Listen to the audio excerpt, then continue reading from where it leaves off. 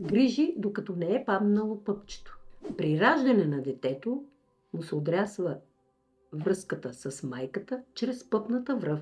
От този момент то сменя начина си на хранене и начина на живот. Пъпчето се защипва с щипка или се връзва с специален конец, като след баня на детето се пудри с специална пудричка, за да не се възпалява. През останалото време на деня се почиства с сребърна вода, може и друга от машината Канген. В никакъв случай с чешмена вода. След известно време пъпчето зараства, а стърчащата кожичка, защипана с щипка или конец, пада.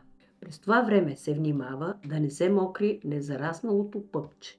За да не се възпалява, по същия начин се внимава, когато се поставя памперса, така че да не обхваща мястото, където е пъпчето.